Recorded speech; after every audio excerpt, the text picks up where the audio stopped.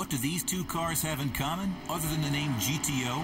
Very little, but both played a big part in the birth of the muscle car.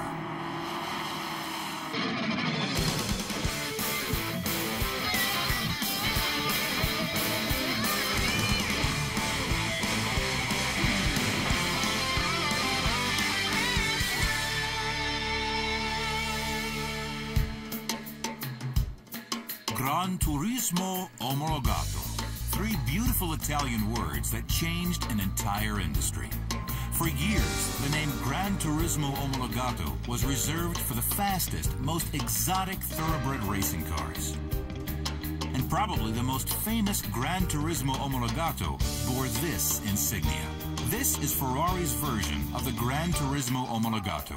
In September 1964, it was the standard by which all the other great performance cars of the world were judged.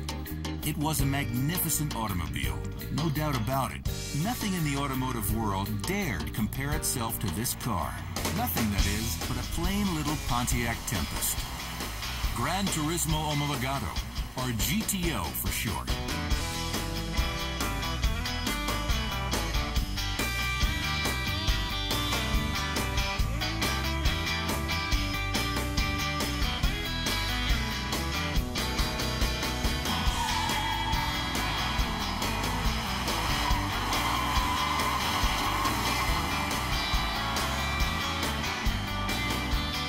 This is the 1964 Pontiac GTO. It is, by all accounts, the car that ushered in the era of the muscle car in America. That incredible time when Detroit produced the most outrageous cars to ever hit the street. Today, the GTO is one of the most collectible of all American cars. Restored 64 GTOs sell for 10 times their original sticker price. And thousands of enthusiasts have created an entire industry out of their love and desire to at last own their own little GTO. Pontiac's sales brochure on the 64 GTO called it a device for shrinking time and distance.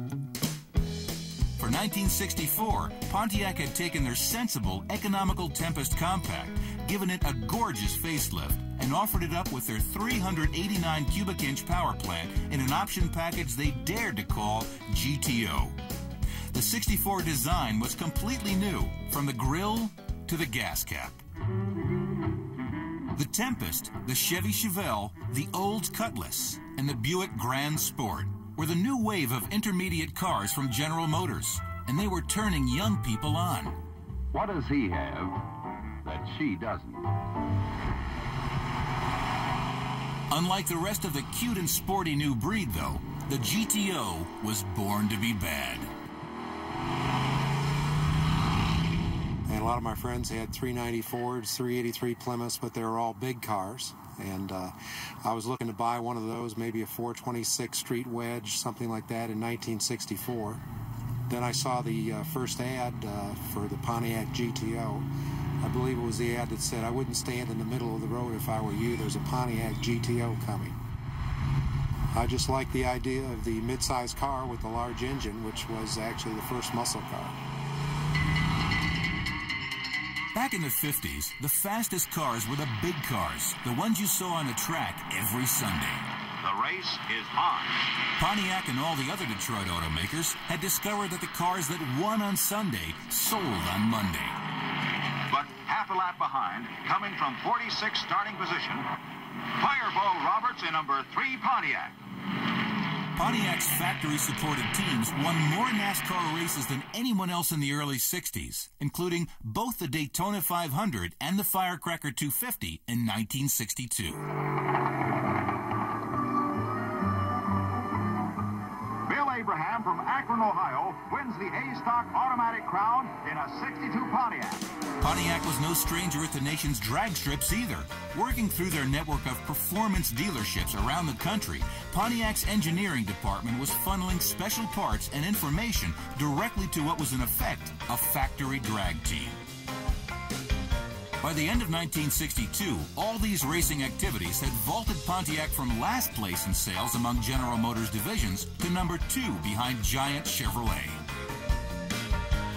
But in January of 1963, General Motors announced a corporate ban on all racing activities. No more factory support for any kind of racing, either direct or through the dealers. Two Pontiacs duel in the B Factory experimental class, with Jim Wangers, the number 926, winning it. Jim Wangers was one of those win-on-Sunday Pontiac racers. On Monday, though, Jim was advertising executive for Pontiac Motor Division, and the pullout from racing hit him doubly hard.